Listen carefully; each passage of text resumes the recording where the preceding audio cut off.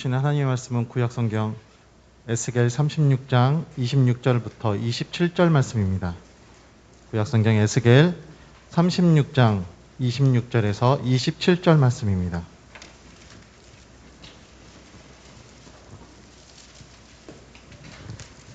제가 가진 성경은 1208페이지입니다. 에스겔 36장 26절부터 27절을 분독하도록 하겠습니다. 또 새 영을 너희 속에 두고 새 마음을 너희에게 주되 너희 육신에서 굳은 마음을 제거하고 부드러운 마음을 줄 것이며 또 내 영을 너희 속에 두어 너희로 내 율례를 행하게 하리니 너희가 내 규례를 지켜 행할지라. 아멘.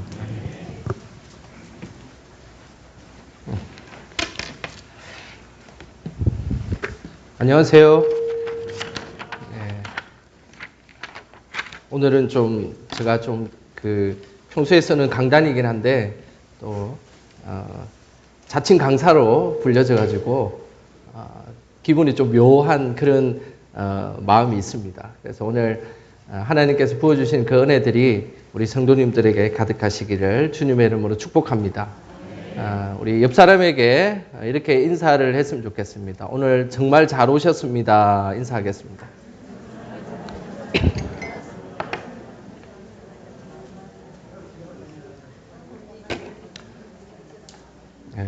오늘 정말로 잘 오셨습니다. 오늘은 아마 그 강의와 설교가 약간 섞여 있는 독특한 시간들이 아마 될 것 같습니다. 그래서 기대하는 마음으로 잘 들어주시고, 그리고 오늘 강의 내용을 중심으로 또 함께 기도하는 시간들이 있을 겁니다. 그래서 오늘 강의를 잘 들으시고 또 하나님께서 우리 성도님들의 마음을 만져주시는 것들이 있을 겁니다. 그러면 그 부분을 놓고 기도하시고 또 하나님께서 주시는 그 은혜를 심령 깊은 곳에 채우시는 귀한 시간이 되기를 소망합니다. 오늘은 부모와 자녀의 영적 탄력성이라는 주제로 제가 강의 겸 말씀을 좀 전하려고 합니다. 이전에 제가 쓴 책이 한 권이 있습니다. 그 책이 영적 탄력성이라는 책인데요. 이 책을 쓰게 된 이유가 있습니다. 이 책을 제가 쓰게 된 이유는 두 가지의 이유를 가지고 있습니다. 어떤 이유를 가지고 있냐면 제가 예전에 지난 세월 동안에 저는 좀 일반적이지 않는 특별한 현장에 많이 있었습니다. 그래서 일반인들이 좀 가기가 힘든 정신과 병원이라든지 그리고 교도소라든지 소년원 이런 곳에 제가 한동안 몸담고 있었습니다. 그래서 정신과 병원에서는 하여튼 이래저렇게 간접적으로 한 10년 가까이 제가 근무를 하기도 하고 그리고 또 일반인들이 들어갈 수 없는 곳에 들어가서 환자들을 만나기도 하고 그런 세월들을 보냈습니다. 그리고 소년 교도소도 있고 소년원도 있고 그리고 일반 교도소도 있고 이런 곳에 일주일에 한 번씩 재소자들을 만나가지고 프로그램을 진행하고 그런 일들을 상당히 오랜 기간 동안 했었습니다. 그래서 그런 세월이 한 10년 넘게 그런 세월들을 보내면서 저는 개인적으로 그런 생각들이 있었습니다. 어떤 생각이 있었냐면 좀 일반적인 일을 좀 해야겠다는 생각이 있었습니다. 항상 우울하고 비행을 저지르고 범죄를 저지르고 그리고 불안해하고 분노를 조절하지 못하고 이런 사람들을 10년 넘게 이렇게 만나다 보니까 일반 사람들과의 그 만남들이 좀 너무 중요했고 그리고 그런 쪽에 일을 좀 했으면 좋겠다는 생각을 하기 시작했습니다. 그래서 그런 세월 동안에 제가 발견한 아주 중요한 주제가 하나가 있는데 오늘 금방 책에 나와 있는 제목처럼 탄력성이라는 제목이었습니다. 이거는 이제 제가 좀 구체적으로 설명을 하겠지만 인간이 어려운 일들이 있지만 그러나 탄력적인 사람들은 그 어려움을 잘 극복할 수 있습니다. 그래서 그런 요소들이 우리 마음속에 있으면 언제나 우리는 그 탄력적인 것들을 통해 가지고 잘 이겨나갈 수 있는 힘을 발휘하게 되는 것이죠. 그것이 이제 제가 이 책을 썼던 첫 번째 이유고요. 두 번째 이유는 그러면서 이제 제가 이전에 이제 신학도 하고 심리학 공부도 하고 그리고 학교에서다 뭐 이런 특별한 현장에서 일을 하다가 하나님께서 다시 저를 그 신학을 공부할 수 있는 신대원으로 저를 안내를 해 주셨습니다. 그래서 이제 신학을 공부하고 이제 신대원에서 공부를 하는 중에 제가 가지고 있었던 그 심리학적인 그런 요인들, 특히 탄력성의 요인들이 우리가 잘 아는 성경의 곳곳에 그것이 숨겨져 있다는 사실을 알게 됐습니다. 그래서 그러면 제가 이런 그 하나님 주신 그 말씀과 그리고 이전에 배웠던 그런 심리학을 같이 통합하는 그런 책을 한 권 써야겠다 생각을 해서 썼던 책이 바로 좀 전에 보여드렸던 영적 탄력성이라는 책입니다. 그래서 일반적인 그 탄력성에 하나님께서 주시는 지혜를 넣어서 영적이라는 단어를 넣었습니다. 그래서 영적 탄력성이다라는 주제로 제가 책을 쓰게 됐고 그 일들을 통해서 하나님께서는 저의 삶에 그런 그 특별한 현장에 있었던 삶과 그리고 또 우리 성도님을 만날 수 있는 이 교회라는 이 현장에서 함께 이것이 통합적으로 이루어질 수 있는 일들을 하나님께서 꿈꾸고 계시구나. 또 저를 통해서 그 일을 하길 원하시구나라는 것을 깨닫게 되었습니다. 그래서 그 책을 이 책을 썼고 오늘은 그 이야기를 우리 성도님들과 오늘 함께 나눠보려고 합니다. 좀 전에 읽었던 말씀을 한번 보겠습니다. 자, 화면을 클릭을 한번 해주세요. 예. 자, 좀 전에 읽었던 말씀을 같이 한번 읽어보겠습니다. 에스겔서 36장 26절에서 27절 말씀인데 우리 다 같이 한 목소리로 26절, 27절 읽어보겠습니다. 또 새 영을 너희 속에 두고 새 마음을 너희에게 주되 너희 육신에서 굳은 마음을 제거하고 부드러운 마음을 줄 것이며 또 내 영을 너희 속에 두어 너희로 내 율례를 행하게 하리니 너희가 내 규례를 지켜 행할지라. 아멘. 오늘 이 에스겔서의 이 말씀은 하나님께서 이제 70년 바벨론 포로 이후에 하나님께서 부어주실 은혜에 대한 말씀입니다.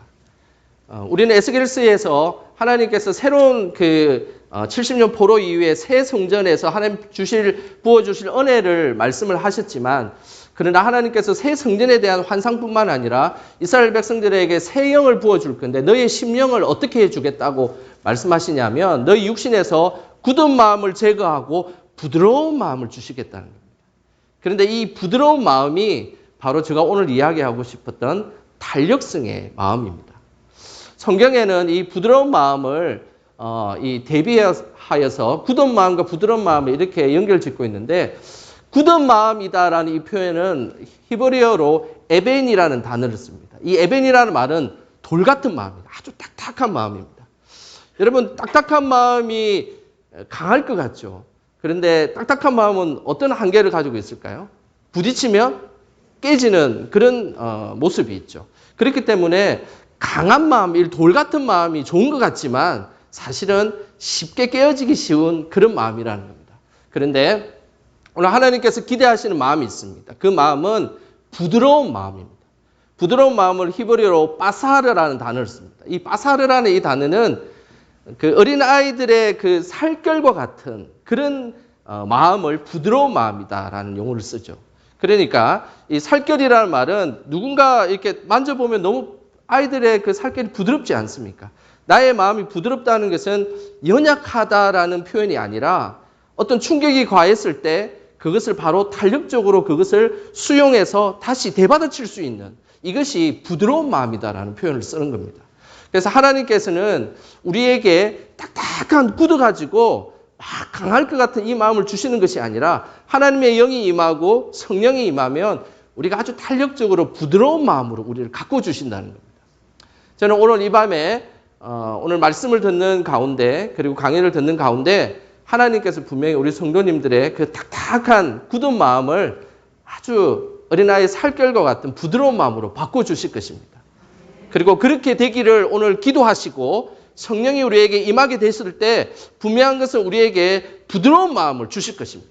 그래서 그를 기대하고 들으시고 그리고 기도하는 시간 되시기를 주님의 이름으로 축복합니다. 오늘 그러면 이제 본격적으로 이제 탄력성에 대한 이야기를 제가 조금 하도록 하겠습니다. 탄력성. 탄력성, 뭐 대략적인 이야기는 제가 소개는 했지만 구체적으로 도대체 이 탄력성이 무엇일까? 탄력성에 대한 이야기를 할 때 제가 항상 제가 알고 있는 중학생 아이가 항상 기억이 납니다. 한 중학생이 있었습니다. 이 아이는 공부도 못하고 싸움도 못하고 그리고 인간관계도 별로 못하는 아이였습니다. 그런데 특이하게도 이 아이는 한 번도 학교에 지각하지 않고 결석하지 않고 학교를 잘 다니는 겁니다. 그래서 선생님이 불렀습니다. 너는 어떻게 그렇게 별로 인기도 없는 것 같고 별로 힘도 없는 것 같고 그리고 엄마 아빠도 없는데 어떻게 이렇게 학교를 잘 다니냐고 물었습니다. 그때 이 아이가 이런 이야기를 했습니다. 선생님, 사실은 저는 같이 지내고 있는 할머니가 있습니다. 엄마 아빠는 없지만 할머니가 저한테 항상 부탁하는 것이 있었습니다. 그게 뭐냐면 할머니가 학교만큼은 내가 무슨 일이 있어도 잘 다녔으면 좋겠다라고 항상 저에게 부탁하는 그 할머니의 이야기가 있습니다. 저는 다른 거는 못 지키더라도 이 약속만은 지키겠다고 결심을 했습니다라고 이야기를 한 것입니다. 이 아이가 어려운 환경에 있음에도 불구하고 자신이 학교라는 그곳을 계속 유지시킬 수 있는 힘이 무엇입니까? 그것은 할머니와의 좋은 애착관계인 것입니다. 할머니와의 그 좋은 애착관계가 그 아이가 힘들고 어려운 부분들을 극복해 나갈 수 있는 힘을 준다는 것이죠. 이것이 자아탄력성의 요소입니다. 자아탄력성이라는 것은 내가 힘들고 어려운 순간에 그것을 극복할 수 있는 힘입니다. 그래서 어려운 상황에도 불구하고 이겨나가고 유지시킬 수 있는 힘, 그것이 바로 자아탄력성의 요소입니다. 그래서 우리의 인간의 이런 자아탄력성이 있을 때 우리는 어떤 것에 의해서 부딪히면 깨지고 상하는 그런 마음이 아니라 어떤 일이 있을 때 그것을 그대로 흡수해서 다시 탄력적으로 그것을 받아낼 수 있는 힘을 발휘하게 된다는 것이죠. 이 자아탄력성에 아주 중요한 연구가 하나 있었습니다. 워너와 스미스라는 이 학자가 이 자아탄력성이라는 것을 연구하기 시작했던 것은 하와이에 있는 카우아이라는 지역에 있는 연구를 하기 시작했습니다. 그는 작은 동네이기 때문에 그 동네에 있었던 초등학생들 698명을 다 전수조사를 했습니다. 근데 조사를 하니까 부모들이 마리아나를 하고 가정폭력을 저지르고 정신적인 문제가 있고 술과 담배에 쩔어 있는 이 부모들에 있는 아주 위험군의 아이들이 210명의 위험군의 아이들이 있었습니다. 그래서 이제 이 워너와 스미스는 생각하기에 이 아이들을 추적해서 한 20년 정도 종단 연구를 하면 아마 이 아이들이 이 부적응적인 성인으로 자라게 될 것이다. 그렇기 때문에 지금 현재 정부에서는 이 아이들을 돕기 위한 지원을 해줘야 된다. 이게 사실은 연구의 목표였습니다. 그런데 특이한 일이 벌어졌습니다. 698명의 아이 중에 고위험군에 해당되는 3분의 1 정도 해당되는 210명의 아이들이 있었는데 그런데 특이하게도 그 아이들이 그 중에 210명 중에 한 3분의 1 정도 되는 72명의 아이들. 이 아이들은 되게 독특한 반응이 일어났습니다. 분명히 좋은 환경도 아니고 그리고 그 아이가 뭐 특별히 뭔가 대단한 일을 할 수 있는 환경이 아닌데도 불구하고 건강한 성인들로 자라기 시작하다는 거예요. 그리고 학교 공부도 잘하고 좋은 직장을 얻고 그냥 평범하지만 너무나 잘 자라고 있다는 것이죠. 그래서 이 워너와 스미스는 생각하기에 이 연구가 잘못됐다라고 생각을 한 거죠. 그렇지 않겠습니까? 이런 아이들이 있을 거라 생각을 못한 거죠. 그런데 워너와 스미스가 이 아이들을 잘 살펴보니까 이 아이들은 좀 다른 요소들을 가지고 있었다는 거예요. 환경적으로 너무너무 열악한 거죠. 환경적으로 이 아이들은 도저히 어떤 일을 극복해 나가고 잘할 수 있는 상황이 아닌데도 불구하고 자기들 스스로가 건강한 성인으로 자라고 그리고 자기들이 원하는 그 성취들을 잘 이루어가더라는 겁니다. 그래서 이 워너와 스미스라는 이 학자들이 다시 이 72명의 아이들을 제대로 연구를 해야 되겠다라고 생각해서 연구를 하기 시작했습니다. 그러면서 그 아이들에게 중요한 요소가 있습니다. 그게 바로 자아탄력성의 요소가 있었다는 겁니다. 우리 나라에서도 이런 연구들이 이제 본격적으로 많이 연구가 진행되고 있는데 이전에 여러분 이 사건을 아시죠? 1995년에 있었던 상품백화점이 붕괴됐던 사건. 어마어마한 사건입니다. 당시에 한 500명이 죽었고 1000명이 부상을 입었습니다. 그런데 심리학자들은 이곳에서 생존한 사람들에 대해서 관심을 갖고 있었습니다. 이들이 부상을 입고 생존하면서 두 가지 반응이 일어난 겁니다. 하나는 PTSD라 그래서 외상후 스트레스 장애와 같은 그런 독특한 그 어떤 부정적인 행동을 하는 그런 사람들이 있었지만, 그런데 어떤 부류의 사람들은 이렇게 극한의 어려움을 당했음에도 불구하고 일상생활로 돌아가고 자신의 삶을 영위해 나가고 있다는 것이죠. 그것이 도대체 무엇인가에 대해서 초점을 맞추기 시작했습니다. 뿐만 아니라 이것은 2003년도에 있었던 대구 지하철 사건입니다. 이때도 대략 한 200명이 죽었고 부상자가 한 150명이 부상자가 있었습니다. 이때도 생존한 사람들이 있습니다. 그 생존한 사람들 중에 어떤 부류의 사람들은 지하철을 도저히 이제 평생 타지 못하는 사람들도 있습니다. 그런데 특이하게도 지하철을 타고 버스를 타고 대중교통을 이용하면서 자신의 일상생활을 영위해 나가는 사람들이 있다는 겁니다. 그리고 2010년도에는 천안함 사건이 있었습니다. 46명의 안타까운 우리 국군 장병들이 목숨을 잃게 됐는데, 이때도 그 속에서 생존한 사람들이 있었습니다. 어떤 생존자들은 이런 사람들이 있었어요. 그 당시에 그 폭격이 일어난 이후에 탈출하는 과정 중에 누군가 자기의 발목을 이렇게 탁 잡은 겁니다. 그러니까 자신은 살아야 되니까 발목을 뿌리치고 그렇게 탈출을 한 거죠. 근데 이 사람이 탈출한 이후에 계속 생각이 나는 거죠. 자꾸 꿈에도 자신의 발목을 잡고 있는 느낌이 계속 드는 겁니다. 그러면서 제대로 적응하지 못해서 살아가는 그런 안타까운 장병들이 지금도 있습니다. 벌써 12년이 지났지만 여전히 힘든 가운데 살아가고 있습니다. 그런데 특이하게도 이 살아남았던 장병들 중에 건강하게 잘 지내는 장병들이 있다는 사실입니다. 그리고 우리가 잘 아는 세월호 사건도 마찬가지입니다. 300명 정도 되는 많은 사람들이 목숨을 잃었는데, 여기에서 목숨을 잃었던 그 고등학교 아이들 외에도 살아있던 생존한 아이들이 있습니다. 지금 그 아이들이 벌써 20대 중반, 20대 후반을 지금 이제 지나고 있습니다. 그런데 생존했던 아이들 중에 잘 지내는 아이들이 있습니다. 특이하지 않습니다. 도대체 무슨 이유일까요? 도대체 이런 우리가 인간이 겪을 수 없는 극한의 고통과 극한의 어려움을 당했음에도 불구하고 이들이 어떻게 생존하고 잘 지낼 수 있을까? 거기에 대해서 이제 본격적으로 많은 연구들이 전 세계적으로 진행이 됐었는데, 그 중에 버크너라는 이 사람이 있습니다. 이 사람이 특이하게도 자탄력성이라는 이 요소 안에 세 가지를 그 사람들이 연구를 통해서 집약해서 그 내용을 정리를 했습니다. 어떻게 어려운 환경에도 불구하고 그것을 잘 극복해 나갈 수 있을까? 그 세 가지가 바로 이것이었습니다. 먼저는 높은 지적 능력을 가지고 있는 것이었습니다. 근데 이게 IQ를 이야기하는 것이 아닙니다. 어떤 일이 있을 때, 문제가 생겼을 때 그 문제를 해결할 수 있는 그런 능력들이죠. 그리고 또 하나는 자기를 존중하는 겁니다. 자신을 존중하는 것. 이것은 다른 말로 표현하면 긍정적인 자아상을 가지고 있다는 것이죠. 그리고 세 번째는 자기를 조절할 수 있는 기술을 가지고 있다는, 자신의 감정을 컨트롤하고 자신의 생각을 조절할 수 있는. 그래서 이걸 좀 다른 표현을 하면 자신이 원하는 만족을 좀 이렇게 지연할 수 있는 능력을 가진 이 세 가지, 문제를 해결할 수 있는 문제 해결력, 긍정적인 자아상, 그리고 만족 지연, 이 세 가지를 가지고 있는 사람들은 특이하게도 어려운 환경에도 불구하고 어떤 일들을 해나갈 수 있는 힘, 그리고 유지시킬 수 있는 힘을 가지고 있다는 사실입니다. 그래서 이런 그 사람들에게도 이런 그 복원력과 회복력이 있는데, 자연도 마찬가지예요. 자연도 이런 회복력이 있습니다. 최근에 그 3월 달에 울진과 동해에 산불이 많이 일어났지 않습니까? 다 알고 계시지 않습니까?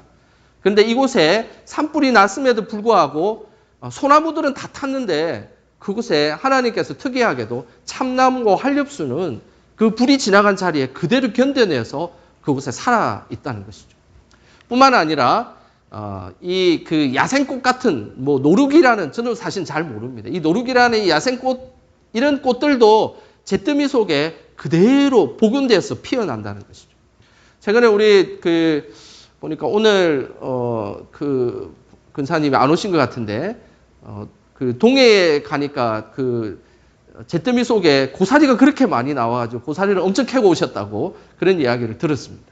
그런데 이런 자연에도 어떤 힘든 일, 극한의 환경 속에서도 그것 속에서 그것을 회복시키는 그런 능력들, 그런 것들을 하나님께서 자연에게도 주신 것과 동일하게 인간에게도 그런 모습을 주셨다는 거예요. 인간에게도 힘든 일이 있고 어려운 일이 있지만은 그 일들을 극복할 수 있는 것을 인간에게 주셨다는 거예요. 믿음의 세계는 어떨까요? 이제 믿음의 세계에 대한 말씀을 좀 제가 전하려고 하는데, 이 탄력적인 요소들이 믿음의 세계로 이제 연결이 되면 이것을 영적 탄력성이라는 표현을 쓸 수 있습니다. 근데 사실 이 영적 탄력성이라는 이 용어는 제가 만들어낸 용어입니다. 그래가지고 제가 구글에 한번 쳐봤습니다. 도대체 우리나라에서 영적 탄력성이라는 용어를 쓰는 사람이 누가 있느냐 보니까 뭐 학문적이지 않는 분들이 뭐 이렇게 좀 쓰기도 하는데 학문적인 용어로는 쓴 사람이 없더라고요. 그리고 이 spiritual resilience라는 이 영적 탄력성을 이제 영어로 이렇게 쳐보니까 외국에는 제법 연구들이 많이 있었습니다.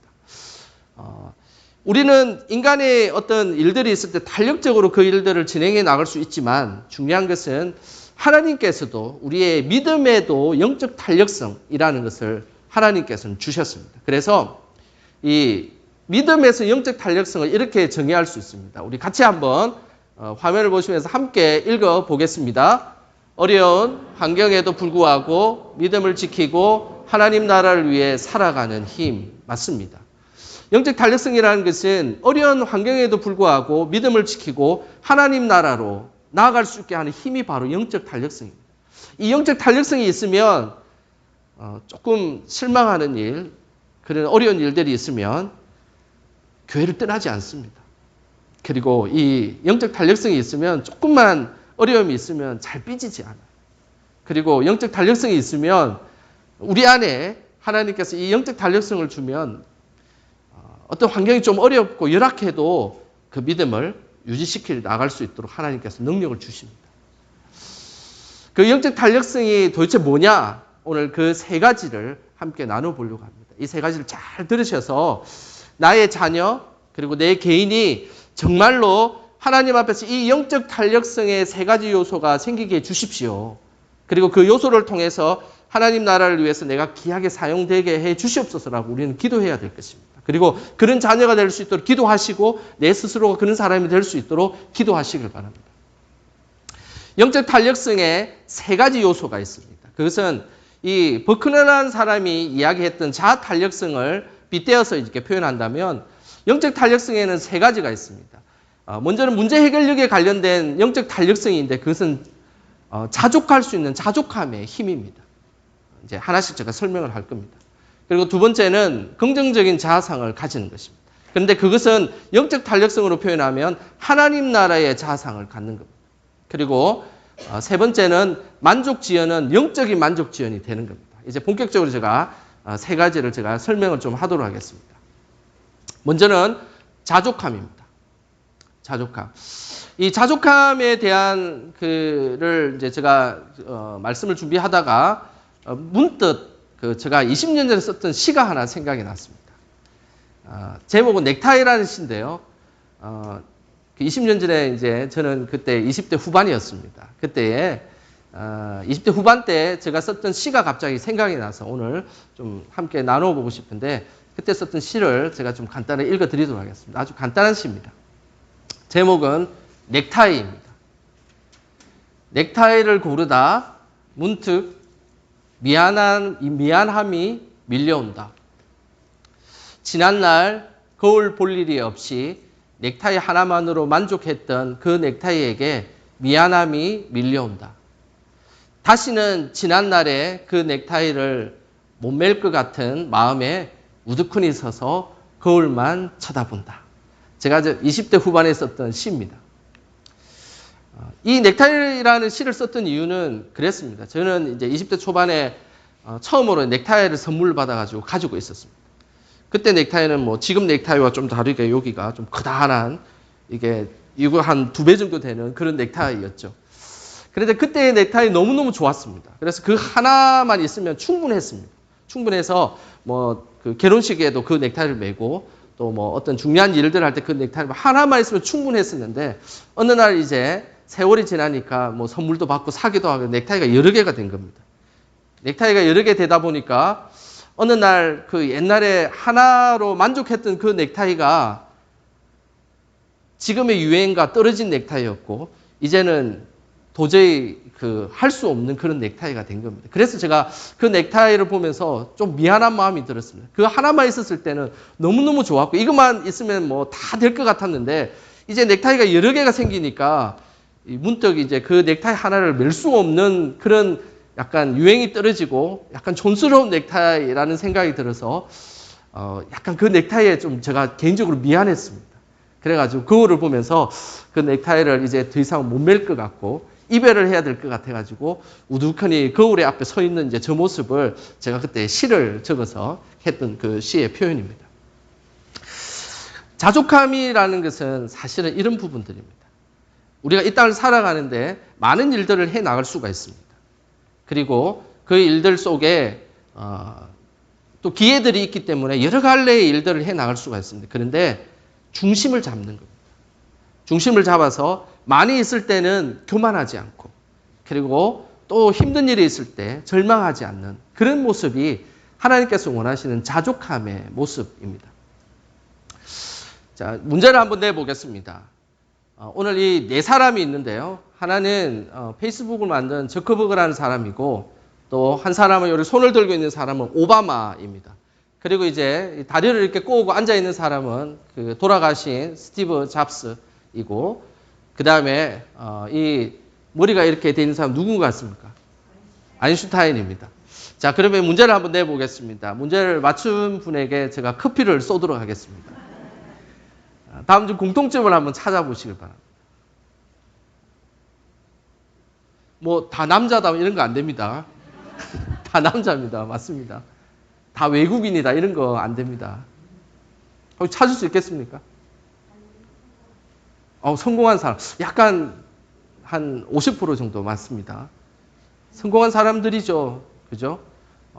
페이스북을 만든 저커버그라는 사람은 거의 세계 10대 부자 중에 들어간 사람이고 오바마 같은 경우는 뭐 전 세계에 이제 권력을 차지했던 미국의 대통령이지 않습니까? 그죠?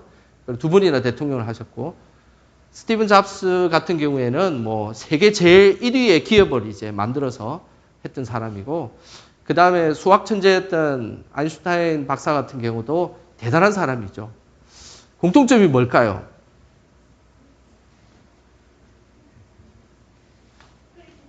크리스찬. 예, 크리스찬이지는 않습니다. 예. 안타깝습니다. 그래도 제가 커피를 한번 다음에 사드리겠습니다. 우리 권사님. 금요기도에 반주하신다고 항상 고생이 많으십니다. 예. 그냥 제가 답을 말하는 게 낫겠죠? 있습니까? 재웅가? 예. 뭐라고? 유명한 것 같다. 우리 재우가 한 반 정도 맞췄습니다. 다음에 우리 재우는 제가 아이스크림 하나 사주겠습니다. 예. 그 정답은 한 옷만 입고 다닌 사람들이었습니다. 저커버그는 세계 10대 부자 중에 들어가지만 항상 지금 입고 있는 저 티를 좋아해서 항상 저 티만 입고 다녔어요. 오바마 대통령은 항상 검은색 양복을 입고 다녔습니다. 그리고 스티브 잡스는 잘 알다시피 저 청바지를 항상 입고 다녔습니다. 그리고 아인슈타인 같은 경우에는 항상 입고 다녔던 옷이 있습니다. 그 옷이 이 청자켓. 지금도 입고 있는데 얼마나 입었으면 저렇게 평생 저 옷만 입고 다녔습니다. 이들은 대단한 그 권력을 가지고 있었고 돈을 가지고 있고 부유함을 가지고 있었지만 옷에 대해서는 자족함을 가지고 있었어요. 그래서 옷을 개의치 않고 그냥 한 가지만 입었습니다. 왜냐하면 그 자족함의 힘은 그것에 집중하게 만들고 다른 일들을 더 잘할 수 있게끔 만들기 때문입니다. 성경에는 그 사도 바울이 이야기하는 자족함을 우리에게 이렇게 말씀합니다. 너무 유명한 말씀이지 않습니까? 우리 같이 빌립보서 4장 11절에서 13절 말씀 같이 읽어보겠습니다. 내가 궁핍함으로 말하는 것이 아니니라. 어떠한 형편에든지 나는 자족하기를 배웠노니 나는 비천에 처할 줄도 알고 풍부에 처할 줄도 알아. 모든 일 곧 배부름과 배고픔과 풍부와 궁핍해도 처할 줄 아는 일체의 비결을 배웠노라. 내게 능력 주시는 자 안에서 내가 모든 것을 할 수 있느니라. 아멘. 사도 바울은 자족함을 배웠다라고 오늘 말씀을 통해서 오늘 고백하고 있습니다. 근데 그 자족함은 어떻게 생긴 거냐면 그냥 자연스럽게 생긴 것이 아닙니다. 비천에 처할 줄도 알고 풍부에 처할 줄도 알고 바닥에서 자신의 인생을 경험해 보기도 하고 그리고 또 풍족하여 가지고 풍족한 곳의 삶을 경험해 본 적이 있었다는 겁니다. 그리고 배가 엄청 부른 적도 있고 배가 고파서 선교 여행하다가 너무너무 힘들었던 적도 있었다는 겁니다. 풍부와 궁핍이라는 그 어떤 극단적 경험들을 통해서 일체의 비결을 배웠는데 그게 자족함이라는 사실입니다. 우리가 부유한 마음들이 생겼을 때 교만하지 않는 것, 이것은 너무너무 중요한 일입니다. 그리고 바닥을 치고 있는데 그곳에서 절망하지 않고 소망을 품고 희망을 품고 있는 것은 너무너무 중요한 사건입니다. 그러면서 절망스러운 그 순간에 내가 실망하거나 포기하지 않고 그 다음에 내가 많은 풍부와 부유함이 있었을 때 잘난 척하거나 교만하지 않을 때 그 순간에 그 궁핍과 풍부가 왔다 갔다 하는 그 순간에 어느 순간 우리에게 찾아오는 것이 자족함의 힘이라는 거예요. 그 자족함의 힘이 있을 때 우리는 어떤 고백을 할 수 있는지 아십니까? 그때 내게 능력 주시면 이제 저는 하나님 능력 주시면 모든 것을 할 수 있겠습니다라고 고백할 수 있다는 것입니다. 저는 이 고백이 여러분들의 고백이 되시기를 소망합니다. 절망 속에 있을 때 하나님은 우리에게 희망을 주십니다. 인생이 바닥이 있을 때 그냥 그것이 끝이 아닙니다. 이제 올라갈 길밖에 남지 않았습니다. 그리고 너무 많은 하나님께서 은혜를 주셔서 풍부할 때 교만하지 않으시길 바랍니다. 그리고 절망과 이 풍부 가운데 많은 경험들이 쌓일 때 어느 순간 하나님은 너에게는 이 정도면 충분하겠다라는 자족함의 능력을 주십니다. 그러면 그때에 여러분들이 하나님 능력을 주시면 내가 이제 모든 것을 할 수 있겠습니다라는 고백을 하게 된다는 사실입니다. 그 자족함의 힘, 그것이 바로 하나님 능력 주시면 내가 모든 것을 할 수 있다는 힘이라는 겁니다. 이것이 영적 자아 탄력성의 첫 번째 요소입니다. 하나님께서는 우리에게 자족함을 주기를 원하십니다. 그 자족함을 통하여서 내가 실망스러운 일들이 있을 때도 포기하지 않고 내가 좀 좋은 일이 있을 때도 교만하거나 우쭐거리지 않을 그 순간이 있을 때 우리가 영적으로 더욱더 탄력적인 요소로 이 땅을 살아갈 수가 있다는 것이죠. 이것이 첫 번째 영적 탄력성의 요소입니다. 두 번째를 소개하도록 하겠습니다. 이거는 시간이 없어서 넘어가도록 하겠습니다. 두 번째는 하나님 나라의 자아상을 가지는 것입니다. OECD 국가 중에서 자살률이 제일 높은 나라가 우리나라입니다. 청소년들 자살이 우리나라가 상당히 심각한데 이전엔 청소년들은 교통사고가 그 사망 1위였습니다. 그런데 어느 순간 교통사고가 아니고 자살이 그들의 사망의 1위가 됐습니다. 그리고 노인 자살도 우리나라가 다른 OECD 국가보다 상당히 높은 위치에 있습니다. 그런데 이 자살은 자아상과 관련이 아주 많습니다. 자아상은 두 가지 자아상이 있습니다. 하나는 긍정적인 자아상이 있고 또 하나는 부정적인 자아상이 있습니다. 긍정적인 자아상은 나 자신을 통해서 나는 괜찮은 사람이야. 그래도 나는 실패해도 그래도 나는 그래도 괜찮고 행복하고 잘 지낼 수 있는 사람이야 라는 생각을 갖는 것이죠. 그런데 부정적 자아상은 어떤 일을 해도 내가 그렇지 나라는 인간이 그 정도밖에 안 되지 이런 생각을 갖는 것이 부정적 자아상입니다. 근데 우리는 이 자아상이 만들어지는 것을 잘 생각하셔야 합니다. 여기서 혹시나 자신의 얼굴을 바로 쳐다볼 수 있는 사람이 있습니까? 거울이나 도구를 쓰지 않고. 이 세상에 아무도 없습니다. 이 세상에 눈이 튀어나가지고 자기를 쳐다보지 않는 이상 자신의 얼굴을 직접 쳐다볼 수 없습니다. 그런데 우리는 자신의 이미지를 가지고 있습니다. 그것이 바로 자아상입니다. 그런데 이 자아상이 자신의 이미지가 긍정적인 자아상을 가지고 있는 사람들은 사람들에게 대중들에게 자신을 드러낼 때 부끄러워하지 않습니다. 그런데 부정적인 자아상이나 아주 일그러진 자아상을 가진 사람들은 대중들에게 자신을 드러내는 것이 너무너무 부끄러운 거예요. 그렇게 초라하고 그런 거예요. 자아상은 어릴 때는 부모에 의해서 만들어집니다. 그래서 어릴 때 자아상의 아이들은 부모들이 무한 사랑을 해줘야 됩니다. 그래서 이쁘다, 이쁘다, 사랑스럽다. 우리 지난 시간에 우리 이기복 교수님 통해서 배운 것처럼 너는 보배다, 보배다.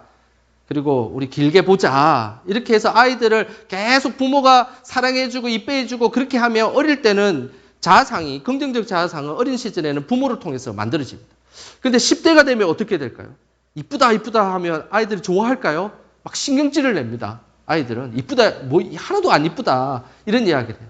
그런데 그 청소년 시절에는 친구들에 의해서 자아상이 만들어집니다. 친구들이 잘한다 그러면 진짜 잘하는 것 같고 친구들이 뭐 못한다 그러면 진짜 못하는 것 같은 느낌이 들죠. 그러다가 이제 20대가 되면 자신에게 중요한 타자였던 뭐 남자친구, 여자친구 그리고 또 어떤 일을 했을 때 성공적인 그 일을 성취했을 때 받는 그 느낌 그리고 또 자신에게 중요했던 스승이나 이런 사람들이 그 사람에게 격려해준 이런 것들이 점차 쌓여서 나중에 자아상이 됩니다. 그리고 나서 결혼을 하면 자신의 상대 배우자들 그리고 자녀들이 나에게 주는 피드백에 의해서 자아상이 계속해서 만들어지죠. 이것이 일반 심리학에서 이야기하는 자아상의 이야기입니다. 그런데 저는 그 자아상이 그것으로 끝난다고 생각하지 않습니다. 왜냐하면 하나님께서 우리에게 만들어주시는 자아상이 있습니다. 그 자아상이 무엇이냐면 오늘 이 말씀이었습니다. 베드로전서 2장 9절에서 10절 말씀인데요. 이때 이 설교할 때 제가 코로나 걸려가지고 이 설교를 못했습니다. 여러분들은 모르시죠? 이건 저만 알고 있는 겁니다. 자, 그 베드로전서 2장 9절에서 10절 우리 같이 한번 다 같이 함께 읽어 보겠습니다.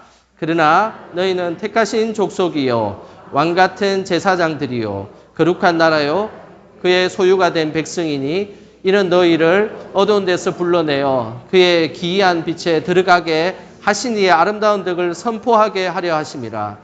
너희가 전에는 백성이 아니더니 이제는 하나님의 백성이요 전에는 긍휼을 얻지 못하였더니 이제는 긍휼을 얻은 자니라. 아멘. 하나님은 우리를 왕 같은 제사장이요 거룩한 나라요 그리고 그의 소유가 된 백성이라고 우리를 봐주신다는 거예요. 우리는 하나님 앞에 죄인이지만 하나님은 우리를 죄인으로 보시지 않습니다. 예수님께서 우리를 죄값을 다 사해 주셨기 때문에 항상 하나님께서는 사랑의 눈으로 우리를 보신다는 사실입니다. 우리가 하나님의 빛이 우리에게 이렇게 비치면 하나님이 우리를 어떻게 보시는지를 늘 생각하시길 바랍니다.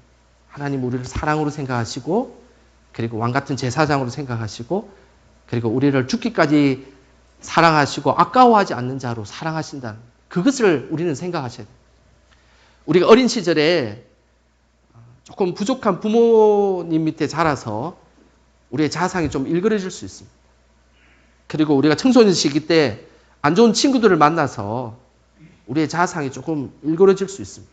그럴 수 있습니다. 그리고 우리가 20대 시절에 실패하기도 하고 그리고 좋은 사람, 배우자를 못 만나가지고 상대편을 못 만나서 힘들어할 수도 있습니다. 그러면서 우리의 자아상이 계속 일그러지고 안 좋아지고 부정적인 자아상이 만들어질 수 있습니다. 그런데 그것을 넘어서서 하나님이 우리를 어떻게 바라보시는 걸 통해서 극복하시길 바랍니다. 하나님은 우리를 죽기까지 사랑하시고 그리고 하나님은 죄인인 우리를 절대 죄인으로 보시지 아니하시고 의인으로 바라보신다는 사실입니다. 힘들고 지쳐 있을 때 억울한 일이 생기고 힘들어 있을 때 사람들이 나를 재단하는 나를 바라보지 마시고 하나님이 나를 어떻게 보시는지를 깊이 묵상하고 그렇게 나아가시길 바랍니다. 그러면 하나님이 주신 그 자아상을 통해서 우리가 성장할 수 있고 이겨나갈 수 있다는 사실입니다. 나중에 그 모습을 하나님 앞에 기도하는 시간이 있을 겁니다. 하나님께서 원하시는 그 하나님의 자아상을 가진 사람은 영적 탄력성을 가져서 어떠한 힘든 일이 있어도 교회를 포기하거나 믿음을 포기하거나 하나님의 일을 포기하지 않고 그 일을 계속해서 이어갈 수 있다는 사실입니다. 자, 마지막으로 이제 영적 만족 지연이라는 것입니다. 영적 탄력성의 이제 마지막 세 번째는 영적 만족 지연입니다. 만족 지연하면 아주 유명한 실험이 있습니다. 그 실험을 잠시 제가 영상으로 한번 보여드리도록 하겠습니다. 아주 짧은 영상입니다. 유치원생 아이들에게 한 개의 마시멜로를 준 후 15분 동안 먹지 않고 견뎌내면 마시멜로 한 개를 더 주겠다고 약속했습니다. 결과는 어땠을까요? 대부분 아이들은 마시멜로를 먹었고 단 15% 아이들만이 그 유혹을 견뎌냈습니다. 1966년 스탠포드 대학의 월터 미셸 박사가 주도했던 마시멜로 실험입니다.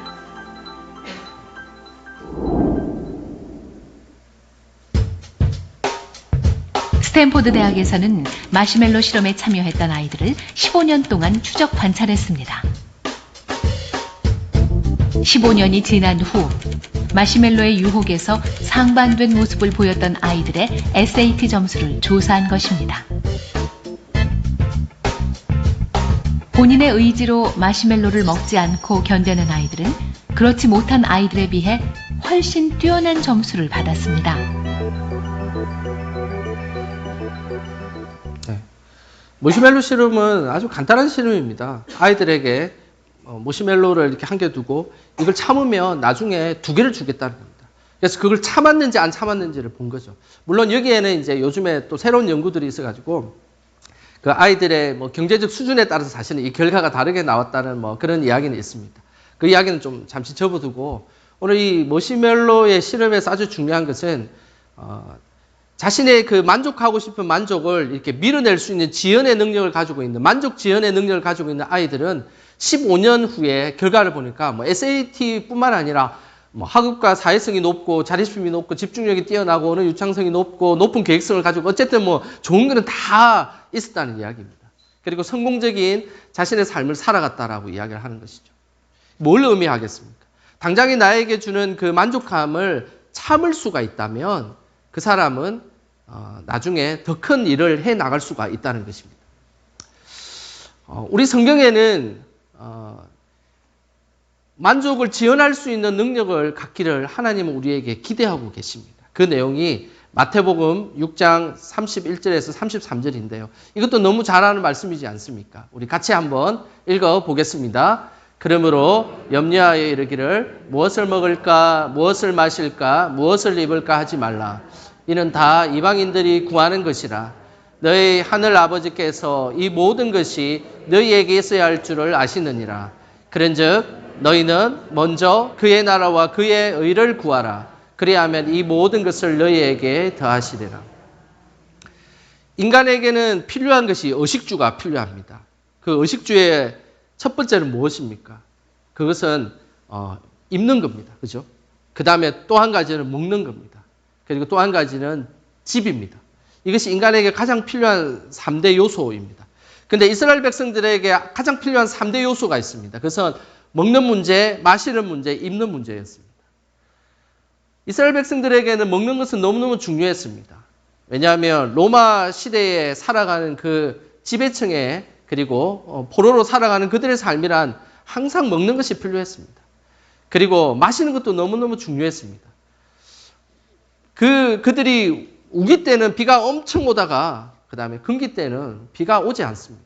한 방울도 오지 않습니다. 그러니 항상 자신의 삶 속에서 이 마시는 문제들을 해결하지 않고 잘 보관하거나 잘 유지하지 않고서는 1년을 이렇게 제대로 살아가기가 힘든 것이죠. 그래서 마시는 문제가 너무너무 중요했습니다. 그리고 마지막으로 입는 문제가 너무너무 중요했습니다. 이 주중해성 기후의 특징이 뭐냐면 낮에는 엄청 덥다가도 밤만 되면 갑자기 살인적인 추위가 찾아옵니다. 그래서 낮에는 이 옷이 이렇게 그늘이 되어주고 밤에는 보온 역할을 해주는 것이죠. 그렇기 때문에 이 입는 문제와 마시는 문제와 먹는 문제는 그들에게 너무너무 중요한 일이었습니다. 그런데 오늘 하나님께서 말씀하시기를 무엇을 먹을까, 무엇을 마실까, 무엇을 입을까에 대한 문제를 잠시 만족을 그리고 그것이 오는 그 힘을 잠시 밀어놓으라고 말씀하고 있습니다. 왜냐하면 하나님 나라를 위해서 잠시 밀어두라는 겁니다.